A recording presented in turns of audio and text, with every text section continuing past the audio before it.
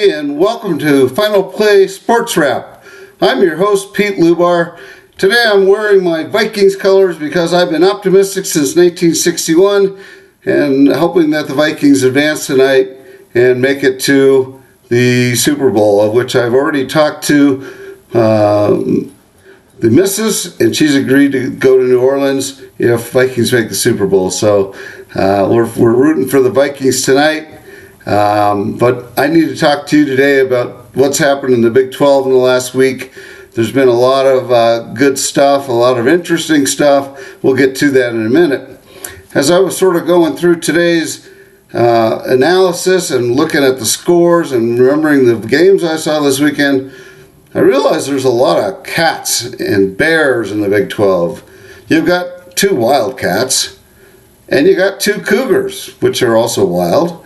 You have a bear, and you have a bear cat, though that looks neither like a bear or a cat. However, their mascots look a little bit alike. You also have a cowboy, which is not the same as a Wyoming cowboy, but looks pretty similar to a New Mexico State Aggie. And in fact, OSU sued New Mexico State in 2014 for trademark infringement, as both were using Pistol Pete.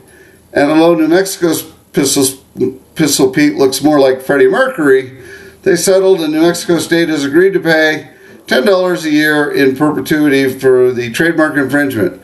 Definitely worth paying the lawyers for in that case. There's also other Aggies out there as well, but they don't look like cowboys. Utah State, for instance, looks like a blue bull. Nothing says Aggie like a blue bull. And Texas A&M is a cuddly collie. Pistol Pit looks much tougher than Reveal. So, in the action itself, Houston beat TCU by 19 in Houston. Emmanuel Sharp with 14 points, 11 steals, 19 turnovers for TCU. Can't turn the ball over that much.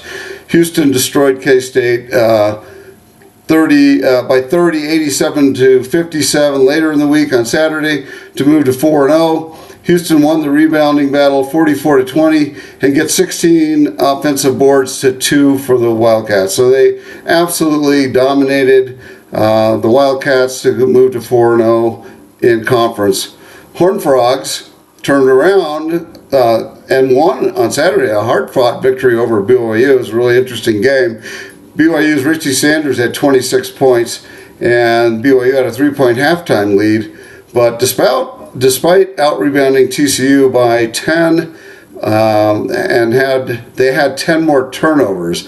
So once again, if you're going to turn the ball over a lot, you're probably not going to win. 21 for Reynolds for TCU. I really looked at that TCU team, and I've seen a lot of TCU games and teams over the years. I think this is by far the worst Jamie Dixon team that I've ever seen. They aren't particularly good shooters. They're not particularly athletic. They're not particularly big. And it was a great win for them, but I just look at that team and I don't think they're going anywhere this year. But the team I did see, and probably by far the best game, well, not the best game of the week, Iowa State beat Utah by 23. Curtis Jones is a man, 23 points, 5 rebounds, 6 assists off the bench for the Cyclones. 18 turnovers for the Utah Utes. They got crushed 82-59. But the game of the week for sure was the game on Saturday between Iowa and Texas Tech.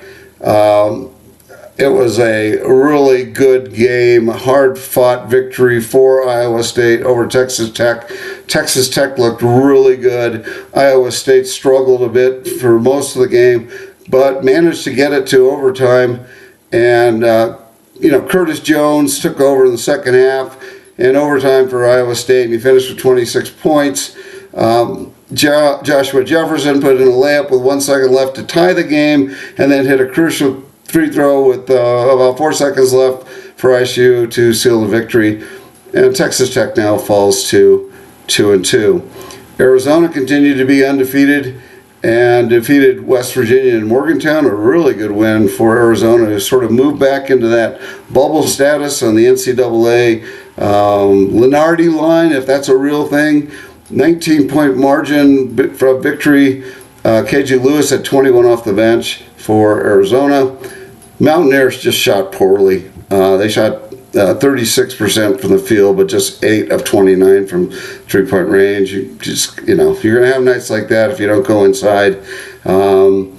Back in Tucson on Saturday, the Cats then also beat UCF 88-80. Caleb Lubb had 16 points for Arizona. UCF was 8 for 35 from three-point range. Jordan Ivy Curry, who had a really nice game earlier in the week, and is a high volume shooter, at least for this game, was a high volume misser as well. He was just 1 for 11, so not really good, but if you keep shooting, hopefully you'll make something eventually. Baylor won again twice this week. Baylor beat Cincinnati, who's now 0-4. Norchard Omeyer and VJ Edgecombe both had 18 for the Bears. The Bearcats shot relatively poorly, 34.7% from the field. Baylor traveled to Tempe and beat ASU later in the week, 72-66 in a game Baylor was pretty comfortably ahead until about 11 seconds left when ASU pulled within 2. And then made a layup with 1 second to go to send the game into overtime. But Baylor wins, moves to 3-1. ASU falls to 1-3. Oak State got its first conference win with a 72-67 win over K-State. I don't know what's going on with K-State. Despite a 27-point night from Abu Asmain, who's a nice player, 19 turnovers for the Wildcats. So you're not going to win many games once again if you have more than about 14 or 15 turnovers, unless you also get 14 or 15 turnovers from the team you're playing with. The game was close till the 5-minute mark of the first half. An 18-5 run by Oak State put the game away, essentially. And then Oak State went to Salt Lake on Saturday and got trounced by Utah, who's just terrible this year. So now both teams are 1-3. By far the best game in the early part of the week was Texas Tech getting by BYU 72-67 in Provo. 22 points for Elijah Hawkins for the Red Raiders. BYU 5 for 23 for 21.7% from the 3 range and 9 missed free throws. So if you wonder why you lose by 6, you can look at horrible shooting from 3-point range and missed free throws. And it was a back and forth affair. Texas Tech holding on to a 1-point lead with 4:57 in the game. Kansas won twice last week. They beat ASU 74-55. Mayo had 24 for the Jayhawks, and Dickinson had 15 points and 12 rebounds.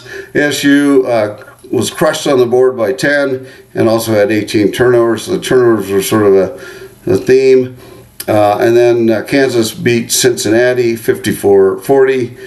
Cincy's in a free fall now, having lost their last 4. And once again, they shot 3 for 22 from the 3-point line and only got to the foul line twice. So they're not getting the ball inside. So they're not getting fouls called. And they're shooting a lot from 3. And when they're making them, they're a great team. And when they're not so good. Another close game last week, UCF snuck by CU for a 75-74 win in Orlando. Jordan Ivy Curry had 22 points for the Knights on Sunday. Way different than the one he went 1 for 11. Julian Hammond had 26 for the Buffs. Buffs lost the turnover battle 22-12. Giving your opponent 10 more opportunities is not great. CSU actually led by 10 with 14:20 to go in the game before catching the Buffaloes and before UCF caught the Buffaloes, and then they got a 1-point lead with 35 seconds. They've lost the last second shot by Malone for the win, and they get their second conference win, I think. We'll look at that in a minute. And then on Sunday, West Virginia beat CU in Boulder 78-70. West Virginia built a 12-point lead and staved off the Buffaloes. Javar Small, 26 for West Virginia. They moved to 3-1. CU falls to 0-4. So if we look at the Big 12 standings now, Iowa State, Houston, and Arizona all remain tied at 4-0. West Virginia, Kansas, Baylor are right behind at 3-1. Then you've got 3 teams: UCF, Texas Tech, TCU at 2-2, and then the rest of the teams are 1-3 or worse. So I don't know if there's any huge surprises in there other than perhaps Cincinnati being at the bottom of the conference standings. We've got a couple of key games coming up. On Tuesday, you got Baylor at Arizona. Should be an awesome game. And then on Wednesday, you got Kansas at Iowa State, which should be a great college basketball game. And then later on, also on Wednesday, you have West Virginia versus Houston. And then Saturday, you've got Arizona at Texas Tech. That should be an excellent game. And Iowa State then travels to West Virginia. So we're going to see the big guys in the conference start to play each other, and we'll see who cannibalizes who. But it'll certainly happen. From attorney talk right now, Lenardi still got 8 teams from the Big 12 in the tournament. I think the number is going to be closer to 7. I may be wrong. But Houston's number 4 in the net. Iowa State is 6 in the net. And Kansas is 8 in the net. So you got 3 teams from the Big 12 in the top 8 from the net, which is shows how difficult this conference really is. And then you've got Arizona at 10, Texas Tech at 19, Baylor at 20, and West Virginia at 29. So you've got 7 teams that are in the top 29. I think they're pretty safe. You got 3 other teams in the top 55. So you got Cincinnati at 41st in the net, BYU at 48th in the net, and then you've got Arizona State at 55th.